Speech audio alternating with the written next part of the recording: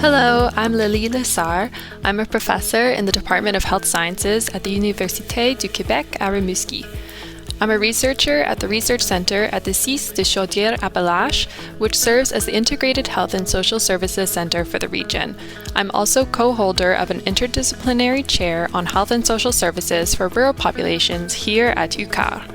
I'm talking to you today about a project called CISSS, which is the acronym that we made from the title Capacity of Health and Social Services Systems to Adapt to Prevent the Impacts of Extreme Weather Events in the Context of Climate Change. This project is being carried out in the Chaudière-Appalaches region, which is south of the provincial capital, Quebec. The goal is to have a reinforcement adaptation plan to reduce the psychosocial impacts, or the mental health impacts. For us, mental health is important. We see it as a state of well-being, the ability to play one's roles, including one's social, family, and professional roles. The project is divided into 3 components, one of which is a mapping of psychosocial vulnerabilities, in which we saw vulnerability as basically what are the elements of sensitivity that contribute to increasing this vulnerability, and what are the elements that contribute to decreasing it. So elements of ability to address the adaptation capacities. There's also a component that looked at needs and linkages, how people work together, and what are the needs in the environment, specifically for 2 types of hazards, which are floods and heat waves. But also what are the strengths that are present, what is already being done well, what are the ideas of the players in the community in relation to how we could better face them. We documented these as part of large consultation sessions. These were very interesting, but we had to stop them when the pandemic started.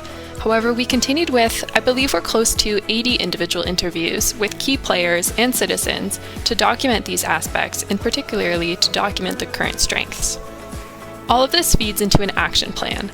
The mapping is a decision-making tool to inform that action plan, along with everything that is identified as a strength and as a need as well. So it's a sectoral action plan where we are interested in what the CISSS can implement, what it can also contribute to, and then more broadly, what can be done by other types of players to always reduce the psychosocial impacts of climate change. Perhaps one of the main lessons we learned was to really listen to the field in the context of this project. When the project started in March 2019, the region had experienced major floods, probably the worst in many years. This led us to postpone the start of the CISSS project a little bit, but we found ourselves in the field with the key players who were there. We were developing a toolbox of psychosocial interventions in the context of disasters, which allowed us to train the teams in the mental health of the people who were experiencing the event, as well as the disaster victims and of the responders who had lived through these events. This caused us to shift the start of the CISSS project a bit to the fall, but it also ensured engagement. It allowed people to learn about the project. It brought back the importance, in fact, of watching and of better preparing ourselves to face the next events and to talk about climate change. In terms of project impacts, I think that talking from a population mental health perspective about climate change is going to be a gain in the region. Also, we've seen with the pandemic, we talked a lot about it and we worked with the public health stakeholders on this issue to reduce the psychosocial impacts of the pandemic. There are several initiatives that have been developed and links that have been created. All of this also contributes to our action plan on climate change. So what I could say, maybe one of the lessons we learned is to take advantage of the events that are going on, and of the other challenges as well, to see climate change as a cross-cutting element, and to be ready to talk about all sorts of things with the players who are the stakeholders in the field if we want them to be attentive to this issue that is climate change.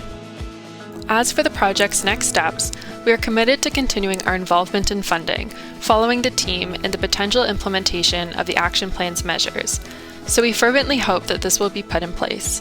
One of the elements that will be important is the commitment of decision makers, in particular those at the CISSS. These decision makers are currently, and for the past 2 years, completely and heavily relied upon for the management of the current pandemic. And maybe we can leave you with a lesson for these decision makers at the end of our project, which is that we have no choice but to work in an intersectoral way for this. It's absolutely necessary to work on breaking down the walls between these departments, between teams as well, to really approach health from a global perspective and also a mental health perspective. That's how, by working on the determining health factors, we can develop good adaptation mechanisms in the population to face these major societal challenges.